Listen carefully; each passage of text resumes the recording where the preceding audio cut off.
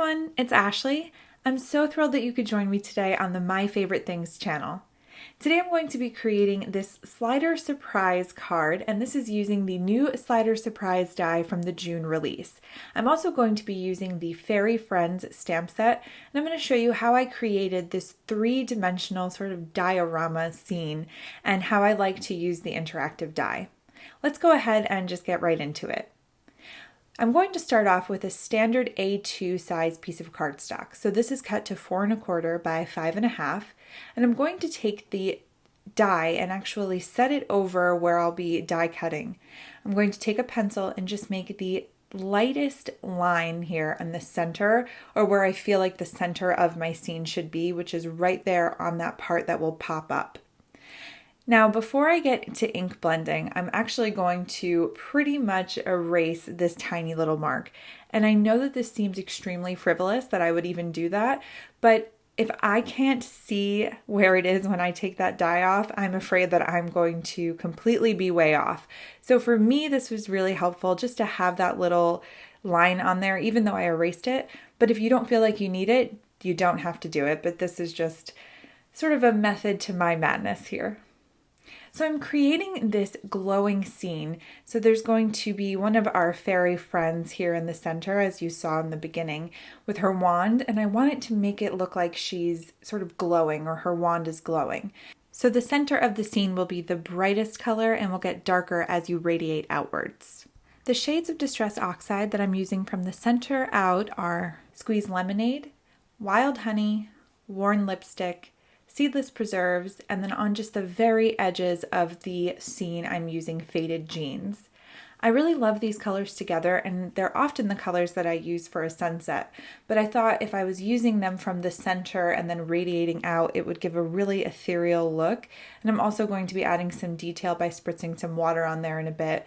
So I thought this would look really magical, and like I said, like her wand was sort of lighting up the scene from the center out. I'm just finishing up the ink blending now with that Faded Jeans color just on the very edge of that scene, and I just think it gives it a nice closure all around the edge. I'm taking my distress sprayer now and pulling back that trigger very slowly and letting it spray directly onto my ink blended card front. What this is going to do, obviously, is cause a lot of reaction with the ink. Since they are Distress Oxide, they tend to react very well to water. However, when I pull the trigger back slowly, I get a lot of variation in the sizes of the droplets that I get. So I get a lot of very small droplets and then a few larger droplets that allow it just to look, like I said, really ethereal and sort of like magic. I'm going into stamping now, and I'm going to be using this In-Flight Fairy from the Fairy Friends stamp set, as well as the 2 butterflies. I'm going to put this in my mini MISTI so that I can stamp it all at once, and then after I color, I could re-stamp it to make the lines come out a little bit more, but I always seem to forget before I die cut it, but the intention was there. I'm inking this up in Memento Tuxedo Black ink because that is a Copic safe ink, meaning the alcohol in the Copic markers won't make the ink run. I'm going to speed through my coloring a bit, but I did want to show you how I created the pleats in her dress. If you're interested in the exact Copic colors that I've used, they're all in the coordinating blog post, which is linked in the description, and it's over on the MFT blog. I've started by putting a base down of my lightest color, and then I'm going into my mid-tone to create the pleats, and I'm just bringing those sections upward, and this will create that shape. But this is really just a guide to where I want my darkest color to go. So now I'm taking my darkest shade and tracing over that color, making sure that I bring it up even a little bit higher.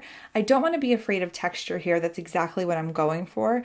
So I don't want to be too careful when creating the movement and the lines in the skirt itself.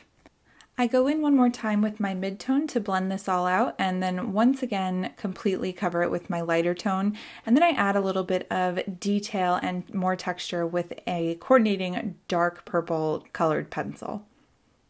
I wanted to share this color with you. It is BG70, and it's my favorite color for wings, and I sometimes go in with B00 just to give a little bit of dimension and shading to the wings. I didn't think I needed it this time just because I feel like fairy wings are so delicate and light, but this is my favorite color for wings across the board. I went in with some Wink of Stella, which I haven't used in a really long time actually, but I thought a fairy would be the perfect time to pull it out. I went ahead and put it all over her dress and her wings. And then I go in with some YR colors to color in her hair. And I like these YRs for blonde hair because it looks real, like a little bit of orange mixed in with it rather than just completely bright yellow. So I like to use the YRs to represent blonde hair.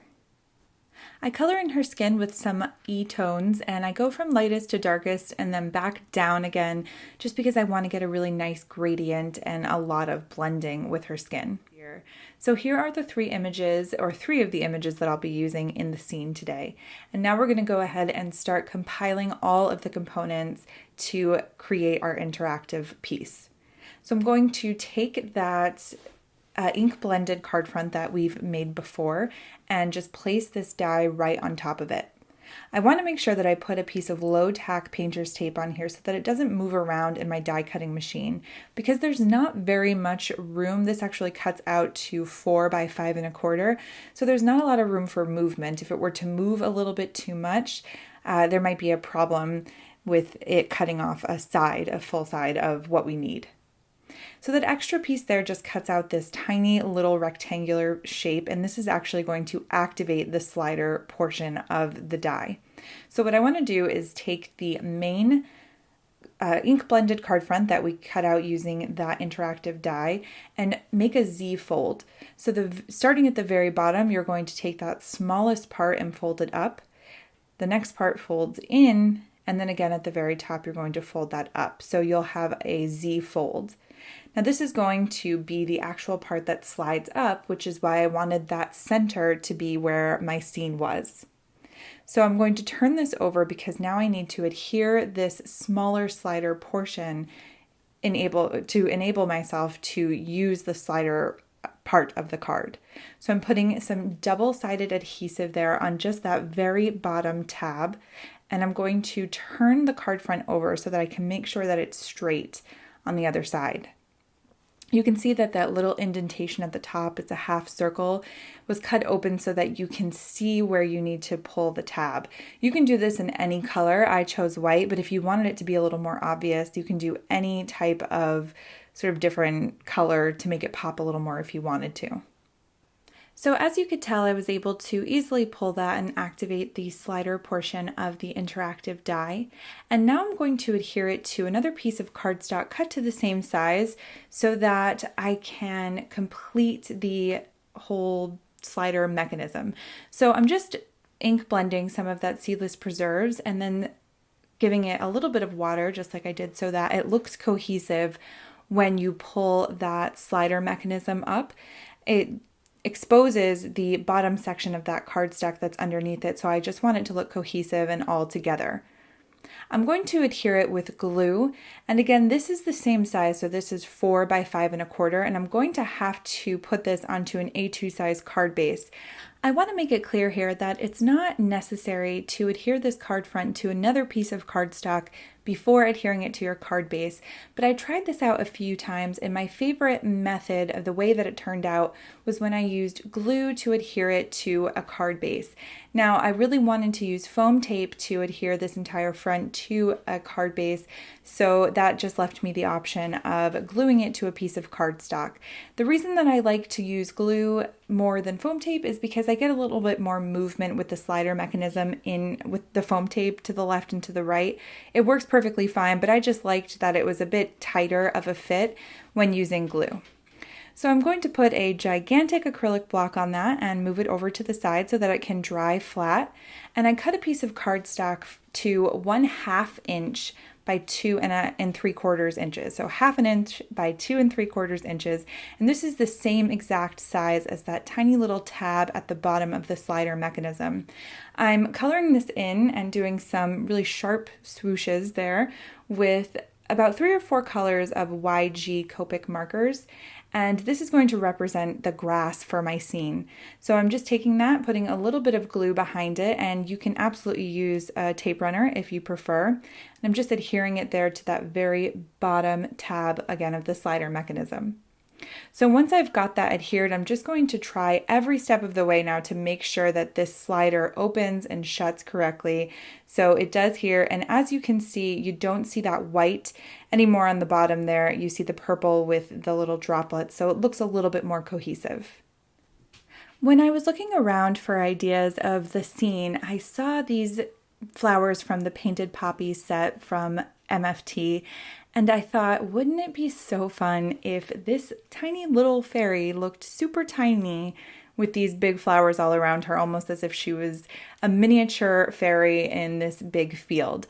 So I colored these flowers in, and they're even still a little bit too long for my scene. So I'm just going to trim some down. And what I'm going to do, and what you want to make sure that you keep in mind, is that nothing can be adhered or should be adhered above that middle score line. Because once you pull from that tab and the pop-up feature is in effect, you want everything above that score line to sort of be popping off of the card, almost like it's coming to life. And if anything is adhered above that score line, it's going to fold rather than pop straight up. So after this, I was able just to start building my scene with a few more flowers and some leaves.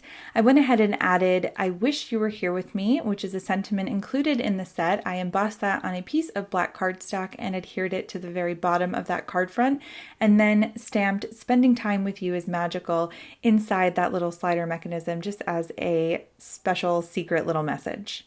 Thank you so much for stopping by today. As always, all of the products are listed in the description, as well as the link to the coordinating blog post over on the MFT blog.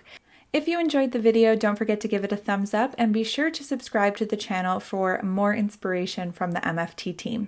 Thank you so much. Bye.